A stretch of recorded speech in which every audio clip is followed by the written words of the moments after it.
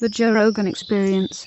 You're the wild man living in a van now. Oh yeah. Oh yeah. You are that eccentric character. You go from being a television and movie star to being a wild man traveling the land with your vagabond dog that you got from another country. Yeah, yeah. She's a rescue from the Bahamas. Yeah, Charlie. Yeah, she's a rescue from the Bahamas. She's goddamn adorable, by the way. I love her. She's beautiful. I'll show You are this eccentric character now. Look at you. I guess so. I feel like in some ways what I'm doing right now is the most normal thing I've done in my life, but it is actually kind of crazy too.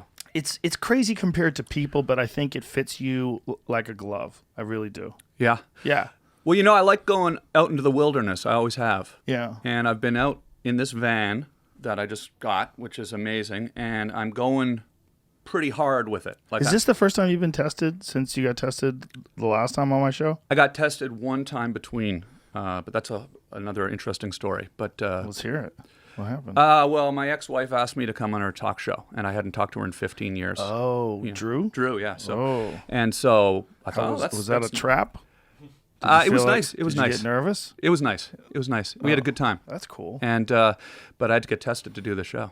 And but it was interesting because it was a very sort of interesting thing because we hadn't talked in 15 years at all. And then all of a sudden got a call from her saying, "Hey, you want to come into the new show?" And her new show's really pretty wacky. She's getting really kind of. I like how you put your hands out for wacky. Oh yeah, wacky. Like she's definitely pushing it in a very sort of. I'm enjoying the show. It's very funny what she's doing. Very, very, very over the top. Some of the things she does on there. That's representative of her as well.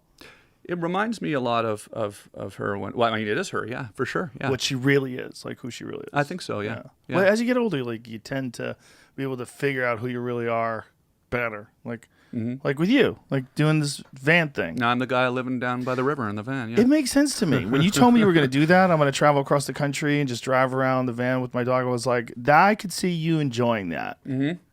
Yeah, it's a whole world, man. It's a whole world that that I didn't even know about. Like I didn't know. In Canada, it's called Crown Land. Here, it's called BLM land, Bureau of Land Management Land. I'm sure you know all about that from hunting and going out into the wilderness. I didn't really know about Bureau of Land Management land, and there's certain apps that will show you all the fire roads, all the remote places that you can go and do dispersed camping, go boondocking. Does your van have off-road capabilities? Can you drive on rugged trails? Yeah, pretty good. I got like it's not an off-road vehicle. It's a Ram ProMaster 2500. It's a delivery truck that they convert into. A lot of people are doing that these days. Yeah. My friend Tim Pool did that. I believe he got a Ram as well. Yeah. His was a Ram, wasn't it, Jamie? I think it's a Ram as well, and he did the same thing. He turned it into a bug-out van. So the Ram is wider than the Mercedes Sprinter van, which you see a lot of. It's wider, so I can actually sleep full width-wise. The bed's width-wise at the back, but it was just kind of happened pretty randomly. I saw this clip online of these guys in Arizona who convert the vans. I called them up. They were on Shark Tank. These guys. They're called Boho. This van's called Boho. They're really cool dudes. Boho? Yeah, Boho. Like BOHO? Yeah, and by the way, they are like. They love this that I'm here right now. They're your biggest fan. They literally have watched every episode of your show, and so they're gonna take a shit right now. They're probably really happy that I'm mentioning them on the show. But they were on Shark Tank. These two young guys. They started this company where they bought Ram ProMasters, totally independent thing, and they do this great carpentry. Like they build out the inside. It's all cedar. Do you have images of your van online? Yeah, there you are. That's the inside of the van there. And see, I got my studio. The wood. That's nice. Yeah. And see, like I got my speakers set up, and the thing that's kind of like cool about this in the Mojave Desert. There's Charlie chilling. Look at her. Yeah. So when you say you have your studio, so you're doing your podcast from the road. Yeah, exactly. And how are you doing it? Like whenever you feel like it, you just fire up the podcast when you've got something to say and yeah. Dude, that thing looks killer in there. Yeah. See? It's got you got a little kitchenette set up, and how are you cooking? There's the vent. Oh, you got an awning? And I'm shooting these drone shots too, which are pretty fun. Dude, you're rolling drones. Look at this. Yeah. This is the Mojave. Check out all those Joshua trees burned. Those are burned Joshua trees. Oh, wow. So, it's kind of like, I've always been into the techie kind of building out studio stuff, right? So that's when I found out about these vans, the thing that really kind of piqued my interest is the battery and solar technology that exists now. So there's 2 solar panels on the roof, and in the back I've got these batteries. Okay, they're called Battle-Born batteries. They're like really solid. Like they use them in sailboats to go around the world, basically. And there's 4 of them, and the solar panels are charging them constantly. So I've got my computers, I've got my cameras, I've got my drone. I'm charging batteries all the time. I've got a refrigerator in there, so I can have cold beer, right?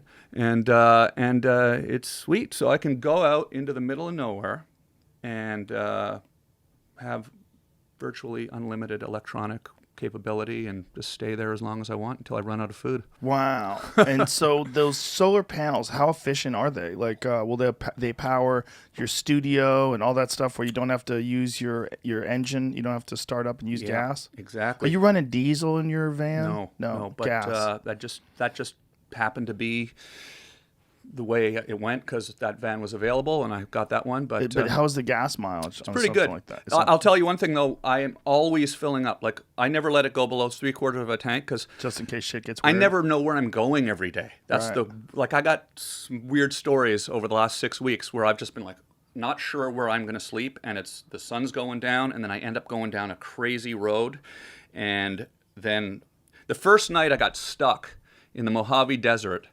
Because I looked up on this app, Dispersed Fire Road. I'm thinking, oh, that's pretty cool. I get there, there's a sign that says Tortoises Crossing, careful. I start driving out into the desert. I'm 200 yards in, I get stuck because it's the soft sand, get stuck in the soft sand. So I've been a little more careful, but how do you get out when you get stuck in the soft sand?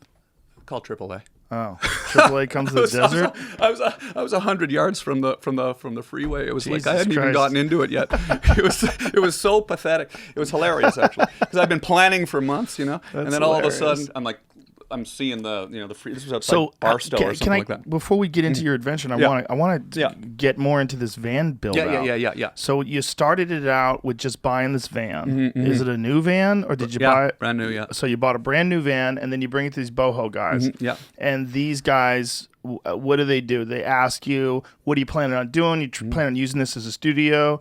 Like your idea from the jump was to do your podcast on the road with no plans other than your own whims, right?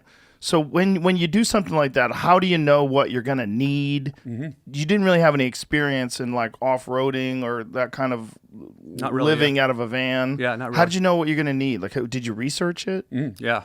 So, there's a couple of categories of research. One was just building the studio itself. So I built the studio at home first. That was just the nitty-gritty technical stuff. What kind of microphones, what kind of amps and preamps I'm going to use. And I have some amps that use tubes. I got rid of those because I figured the tubes would rattle out in the dirt road. So boring techie stuff. But as far as the survival and the food and all of that and the van, they've been real great. Like I built my studio equipment into a road case, and I knew that I thought, well, that could fit under the bed, and then we sort of planned it out where there's a little door that opens and you can access it under the bed, and we've wired all the cables through the walls, and it's pretty efficient. So you had everything you need to do a podcast down into one box. So you just pull that box out, and then you're ready to roll. It's actually permanently housed under the bed. So I have a table that pulls out. That table I was sitting at there, and just under there, a little door opens, microphone's plugged in, and away you go. But the other side of it is like a lot of the video stuff too, like the drone, the cameras. Like I've got some new cameras that I'm kind of messing with that are exciting to me, and so I'm kind of out there. The thing that I was thinking, am I going to get bored out here? Yeah, that's what I was going to ask. I'm all alone with lonely. Yeah, am I going to get bored or lonely? Yeah, and I haven't, because I've populated the van with stuff to do. So when I get bored of the drone, then I'm making music too. So I've made it's a recording music studio too. What kind of music? Well, I'm doing some sort of different stuff. I've got my acoustic guitar, so I'm going to start doing some country rap type of. Are you going to go on call it tour? Country rap. I call it crap, Joe. It's country. Are you going to go on tour? Maybe, yeah. As a singer? Well, yeah, I could see that. No, I don't know. I mean, I'll probably maybe incorporate it into my stand-up or something like that. You know. Episodes of the Joe Rogan Experience are now free on Spotify. That's right, they're free. From September 1st to December 1st, they're going to be available everywhere. But after December 1st, they will only be available on Spotify, but they will be free. That includes the video. The video will also be there. It'll also be free. That's all we're asking. Just go download Spotify. Much love. Bye-bye.